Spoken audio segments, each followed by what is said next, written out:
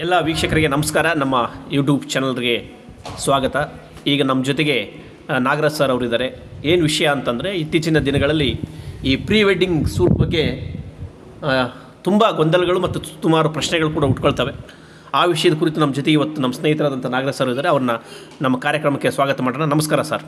ಎಲ್ಲರಿಗೂ ನಮಸ್ಕಾರ. ಈ ಚಾನೆಲ್ನ ಎಲ್ಲ ವೀಕ್ಷಕರಿಗೂ ಮೊದಲನೇದಾಗಿ ಸ್ವಾಗತವನ್ನು ಕೋರುತ್ತೇನೆ. ಇವತ್ತು ಏನು ನಿಮಗೆಲ್ಲರಿಗೂ ತಿಳಿದಿರುವಂತೆ ಈ ಒಂದು ಪ್ರೀ ವೆಡ್ಡಿಂಗ್ ಶೂಟ್ ಅನ್ನೋದು ಪಿಡುಗು ಅಂತ ಕನ್ಸಿಡರ್ ಮಾಡ್ತಿದ್ದಾರೆ ಇತ್ತೀಚಿನ ದಿನಗಳಲ್ಲಿ. ಯಾಕೆ ಪ್ರತಿಯೊಂದು ಮದುವೆಗೂ ಪ್ರೀ ವೆಡ್ಡಿಂಗ್ ಶೂಟ್ ಇರಬೇಕು ಅಂದರೆ ಪ್ರೀ ವೆಡ್ಡಿಂಗ್ ಶೂಟ್ ಇಲ್ಲಾಂದರೆ ಮದುವೆನೇ ಆಗಲ್ಲ. ಆರ್ ಪ್ರೀ ವೆಡ್ಡಿಂಗ್ ಶೂಟ್ ಮಾಡಿದವರೆಲ್ಲ ಸುಖವಾಗಿದ್ದಾರಾ, ಆರ್ ಪ್ರೀ ವೆಡ್ಡಿಂಗ್ ಶೂಟ್ ಮಾಡದೇ ಇರೋರು ಎಲ್ಲಾದರೂ ಜೀವನ ಏನಾದರೂ ಕೆಟ್ಟೋಗಿದೆನಾ? ಈ ಥರದ ಕೆಲವೊಂದಿಷ್ಟು ಪ್ರಶ್ನೆಗಳಿಗೆ ನಾನು ಇವತ್ತಿನ ಒಂದು ಸಂವಾದದಲ್ಲಿ ಹಂಚಿಕೊಳ್ಳೋಕ್ಕೆ ಇಷ್ಟಪಡ್ತೀನಿ. ಸರ್, ಒಂದು ಪ್ರಶ್ನೆ. ಏನು ಪ್ರಶ್ನೆ ಅಂತಂತಂದರೆ, ಸರ್, ಇತ್ತೀಚೆಗೆ ಪ್ರೀ ವೆಡ್ಡಿಂಗ್ ಸೂಟ್ ಹೆಸರಲ್ಲಿ ಎಷ್ಟೋ ಹಣವನ್ನು ದುಂದು ವೆಚ್ಚ ಮಾಡ್ತಿದ್ದಾರೆ.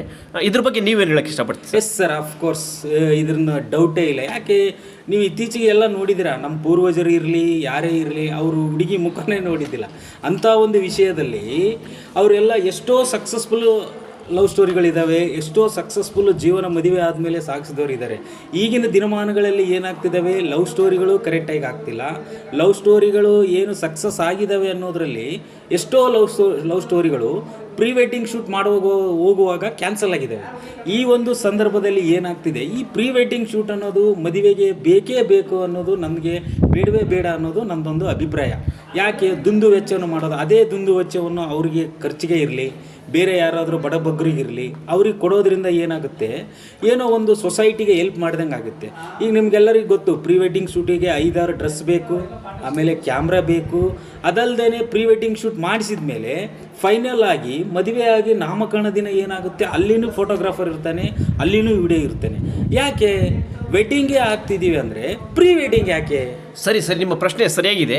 ಮತ್ತು ಇನ್ನಂದರೆ, ಈ ಸುಮಾರು ಜನ ಈ ಪ್ರೀ ವೆಡ್ಡಿಂಗ್ ಹೆಸರಲ್ಲಿ ಹೊರಗಡೆ ಹೋದವರೆಲ್ಲ ಮತ್ತೆ ಮದುವೆನೇ ಆಗದೇನೆ ಎಷ್ಟೋ ಜನ ತಮ್ಮ ಜೀವನನ ಅಂತೆ ಕುಡಿಸ್ಕೊಂಡಿದ್ದಾರೆ. ಇದ್ರ ಬಗ್ಗೆ ನೀವೇನು ಹೇಳಕ್ಕೆ ಇಷ್ಟಪಡ್ತೀವಿ? ಸರ್, ಇದೆಲ್ಲರೂ ಗೊತ್ತಿರುವಂಗೆ ಈ ಮದುವೆ ಅನ್ನೋದು ಏನಿದೆ, ಈ ನಮ್ಮ ಇಂಡಿಯಾದ ಒಂದು ಭಾರತದಾದಂಥ ದೇಶದಲ್ಲಿ ಏನಿದೆ, ಲವ್ ಸ್ಟೋರಿಗಳು ಕಮ್ಮಿ. ಅಂದರೆ ಲವ್ ಕಮ್ ಅರೇಂಜ್ ಮ್ಯಾರೇಜಸ್ ಕಮ್ಮಿ. ಮೆಜಾರಿಟಿ ಏನಿದ್ದಾವೆ ಅರೇಂಜ್ ಮ್ಯಾರೇಜಸ್ ಇದ್ದಾವೆ. ಈ ಪ್ರೀ ವೆಡ್ಡಿಂಗ್ ಶೂಟ್ ಹೋಗೋದ್ರಿಂದ ಏನು ಪ್ರಾಬ್ಲಮ್ ಆಗ್ತಿದೆ ಅಂದರೆ, ಹುಡುಗ ಹೆಂಗಿದೆ ಅಂತ ಓಪನ್ ಅಪ್ ಆಗಿ ಪ್ರೀ ವೆಡ್ಡಿಂಗ್ ಶೂಟಲ್ಲಿ ಅವ್ರದ್ದು ಲೂಪ್ ಹೋಲ್ಸ್ ಇರಲಿ, ಇವ್ರ ಸ್ಟ್ರೆಂತ್ ಇರಲಿ, ಇವ್ರ ಲೂಪ್ ಹೋಲ್ಸ್ ಇರಲಿ, ಅವ್ರ ಸ್ಟ್ರೆಂತ್ ಇರಲಿ, ಅವ್ರಿಗೆ ಗಮನದಲ್ಲಿ ಬರ್ತಿದ್ದಾವೆ. ಇದರಿಂದ ಏನಾಗ್ತಿದೆ, ಒಂದು ಮದುವೆಗೆ ಒಪ್ಪಿದಂಥ ಹುಡುಗಿ ಪ್ರೀ ವೆಡ್ಡಿಂಗ್ ಶೂಟ್ ಹೋದ ತಕ್ಷಣ ಕ್ಯಾನ್ಸಲ್ ಮಾಡಿರುವಂಥ ಎಷ್ಟೋ ವಿಚಾರಗಳಿದ್ದಾವೆ. ಅಂದರೆ ನೀವು ಹಿಂದೂ ಧರ್ಮದ ವಿವಾಹದ ಪ್ರಕಾರ ಪ್ರೀ ವೆಡ್ಡಿಂಗ್ ಶೂಟ್ ಬೇಡ ಅಂತೀರಾ? ಪ್ರೀ ವೆಡ್ಡಿಂಗ್ ಶೂಟ್ ಅವಶ್ಯಕತೆಯೇ ಇಲ್ಲ. ಯಾಕೆ, ನಿಮಗೆ ಈ ಮದುವೆ ಅನ್ನೋದು ದೇವ್ರು ಕೂಡಿಸಿರೋದು. ಆ ಮದುವೆ ಆದವರೆಲ್ಲರೂ ಸಕ್ಸಸ್ ಆಗಿ ಇದ್ದೇ ಇದ್ದಾರೆ. ಎಷ್ಟೋ ಉದಾಹರಣೆಗಳಿದ್ದಾವೆ ಭಾರತದ ದೇಶದಲ್ಲಿ. ನಿಮಗೆಲ್ಲರಿಗೂ ಕೇಳುವಂಗೆ ಯಾರೋ ಒಬ್ಬ ಕವಿ ಹೇಳ್ತಾನೆ, ಏನು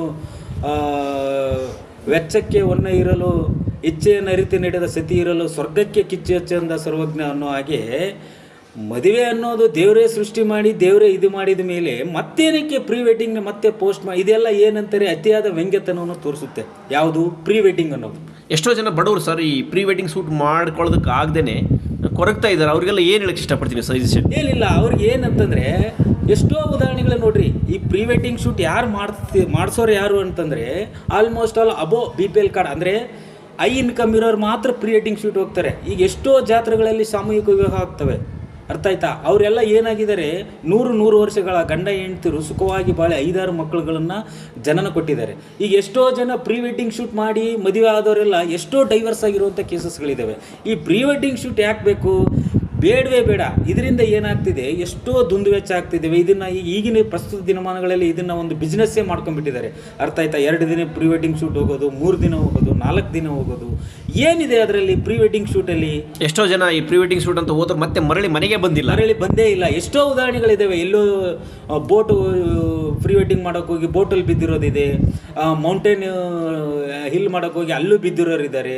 ಎಷ್ಟೋ ಜನ ಮಾನಸಿಕವಾಗಿ ಬಿಟ್ಟು ಹೋದವರು ಇದ್ದಾರೆ ಈ ಪ್ರೀ ವೆಡ್ಡಿಂಗ್ ಇಲ್ಲ. ಅದಕ್ಕೋಸ್ಕರ ನಾವೇನು ಹೇಳ್ತಿದ್ದೀವಿ, ಈ ಪ್ರೀ ವೆಡ್ಡಿಂಗ್ ಅವಶ್ಯಕತೆನೇ ಇಲ್ಲ. ಎಲ್ಲ ಅವ್ರ ಮನೆಯವರು ಒಪ್ಪಿರ್ತಾರೆ, ಇವ್ರ ಮನೆಯವರು ಒಪ್ಪಿರ್ತಾರೆ, ನಿಮ್ಮ ಫ್ರೆಂಡ್ಸ್ ಎಲ್ಲರಿಗೂ ಗೊತ್ತಿರುತ್ತೆ. ಅದನ್ನು ಮತ್ತೆ ಏನು ತೋರಿಸೋದು ಅದನ್ನು ಪದೇ ಅದರಿಂದ ಎಲ್ಲ ಏನು ನ್ಯಾಷನಲ್ ವೇಸ್ಟ್ ಅನ್ನೋದು ಇದರಿಂದನೇ ಆಗ್ತಿದೆ. ಏನು ಪ್ರೀ ವೆಡ್ಡಿಂಗಿಂದ ಏನು ಬರ್ತಿದೆ ಇವರಿಗೆ ಅಂದರೆ ಇದೊಂದು ಸಾಮಾಜಿಕ ಪಿಡುಗಂತೀರಿ ನೀವೆಲ್ಲ. ಸಾಮಾಜಿಕ ಪಿಡುಗು. ಇತ್ತೀಚಿನ ದಿನಗಳಲ್ಲಿ ಪ್ರೀ ವೆಡ್ಡಿಂಗ್ ಇಲ್ಲ ಅಂತಂದರೆ ಮದುವೆನಿಲ್ಲ.